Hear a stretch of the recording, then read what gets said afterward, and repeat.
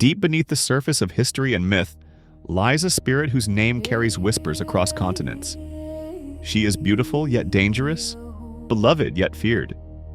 She is known as Mami Wata, the water spirit who survived centuries of suppression, reshaped cultures, and became an icon whose face was born from a single photograph.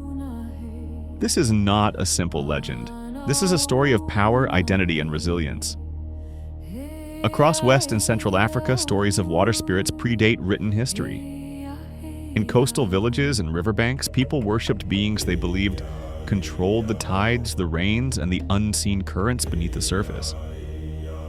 Spirits of water were respected and feared in equal measure, yet none was as captivating or as controversial as Mami Wata.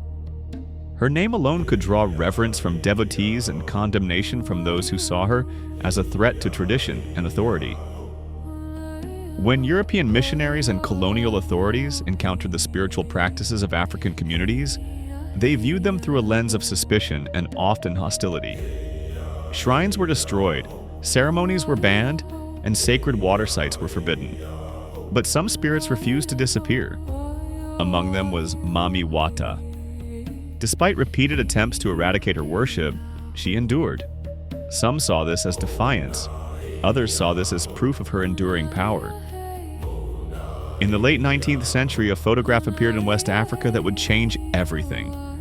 A foreign image depicting a striking woman surrounded by water and snakes circulated in trading towns and port cities. Local communities, already familiar with water spirits, saw in this image something familiar yet undeniably powerful. They said, "This is Mami Wata." Whether the woman in the photo was a performer, a traveler, or someone else entirely is lost to time. But her image became the face of the spirit. A goddess born not from myth alone, but from a single captured moment. This photograph took on a life of its own. It was copied, circulated, and reproduced across markets, carvings, and shrine cloths. In some places, the image was painted on walls. In others, it adorned ceremonial masks. What started as a simple photograph became the visual anchor for a deity whose identity had previously varied from village to village. Colonial authorities attempted to suppress the growing visual cult of Mami Wata. Missionaries wrote essays condemning her practices. Governors issued decrees against spiritual gatherings. Yet, wherever people saw her face, devotion grew stronger. In port towns of Ghana and Togo, traders would pray to her for protection on long sea journeys. In riverine communities of Nigeria and Benin, mothers made offerings at water's edge, believing she could heal and protect their children. Across the Atlantic, in the Caribbean, and in parts of Brazil and Haiti, the spirit took on new forms. Enslaved Africans carried their beliefs with them, adapting the image of Mami Wata to local cultures.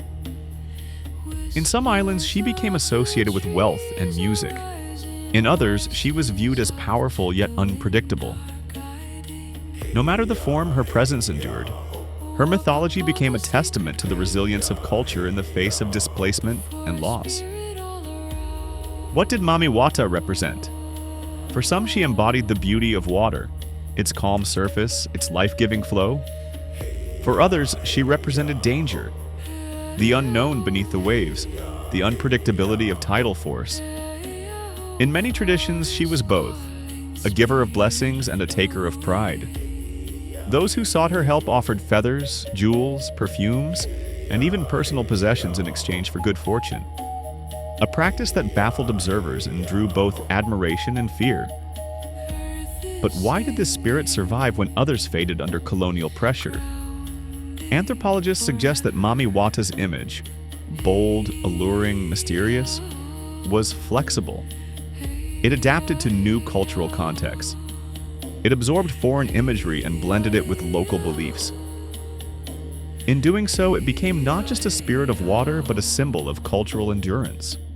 Through her, people found connection to ancestral knowledge, even as official histories ignored or dismissed them. When we look into the water, deep, mysterious, ever-shifting, we see not only our reflection, but the layers of stories we have told about power, beauty, Fear and resilience. Mami Wata survives not because she was born of myth alone, but because she became a mirror of humanity itself.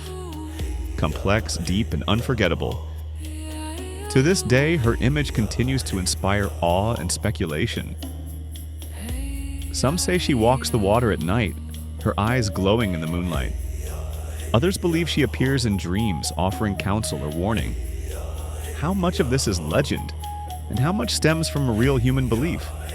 Perhaps that is the essence of Mami Wata, a spirit shaped as much by the minds and hearts of her followers as by the currents of history.